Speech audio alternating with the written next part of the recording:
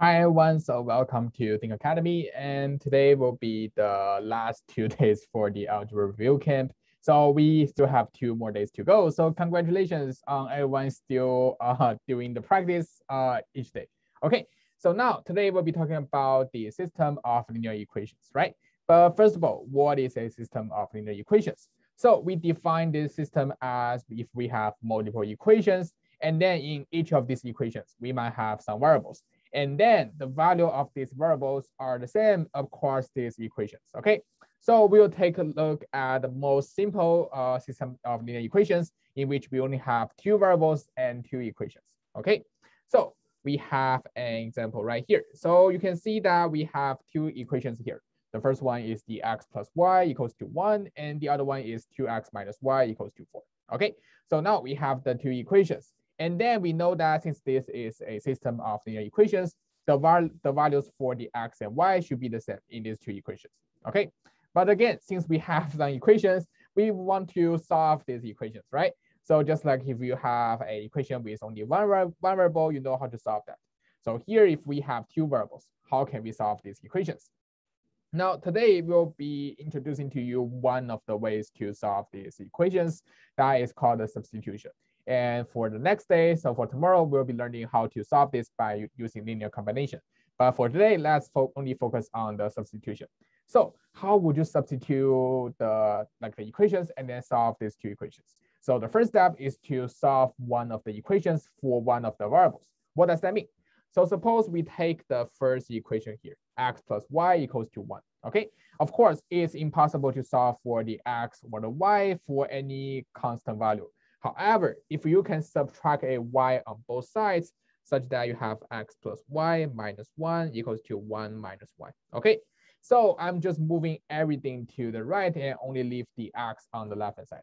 By doing that, I have the x equals to 1 minus 1 y, okay? So here, even though I didn't solve for x, however, I can use the y to represent the x, okay? So that is the first step. Solve one of the equations for one of the variables. And then since we now have this equation here, and why don't we call this equation 1, okay? Since we have the equation 1 here, we can substitute this equation back to the other ones. So we use the equation here to solve to get this equation 1, so we need to substitute that into the equation 2, okay? So we substitute the equation 1 into the equation 2, and we know that the x is equal to 1 minus y, right? So here, we know that we have a 2x plus y minus y equal to 4. So 2x minus y equal to 4, right? Okay, and now we know that x is also equal to 1 minus y. So we can substitute this 1 minus y for the x. In other words, we now have a 2 times 1 minus y equals to 4, okay? So because I know that x is equal to 1 minus y, and whatever it is, we know we have this equation. So we can just substitute the 1 minus y for the x. And now if you take a look at this equation here, we see that we only have one variable, which is the y. And we know this is just like all the other one variable equations we have solved before.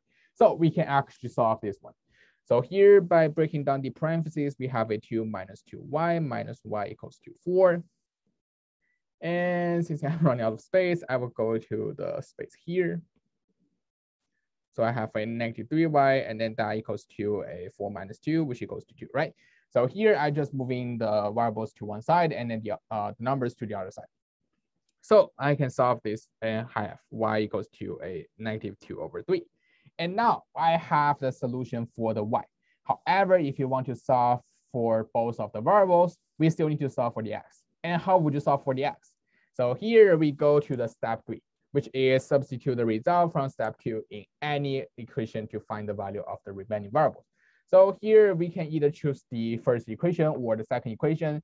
And I would just like to choose the first equation because we see that for the first equation, we already have x equals to 1 minus y, okay? And then substitute the y, we have x is equal to 1 minus a negative 2 over 3. And then that equals to a 1 plus 2 over 3, which equals to 5 over 3.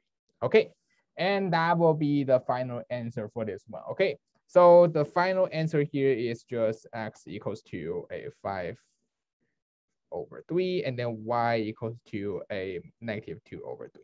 Okay, and of course, after you got this results, we still need to double check. Okay, so make sure that we double check your results by plugging these two solutions into the equations. So plug into the first one, we see that we have x plus y, so 5 over 3 plus a negative 2 over 3, which equals to 1. Okay, so the first one is okay. And then for the second one, we have a 2x, so we have a 10 over 3. And then we have a minus a negative 2 over 3, which gives us a 12 over 3, so equals to 4. And this one is also correct, right? So we see that this solution indeed satisfies both of these equations. So that will be the solution to the system. Okay, so this is the first way we can solve a linear system. So we can solve that by using the substitution. Okay, and then let's try to give all of these practice problems a try and make sure that we first express the x with the expression of the y here, or you can use the other way. So you can also express the y with the expression of x. And then using substitution, we can solve the values for these two variables. Okay, so that's it for today's modules. And then for tomorrow, we'll be learning about how to use linear combination to solve the linear system. Okay, so see you guys tomorrow. Bye.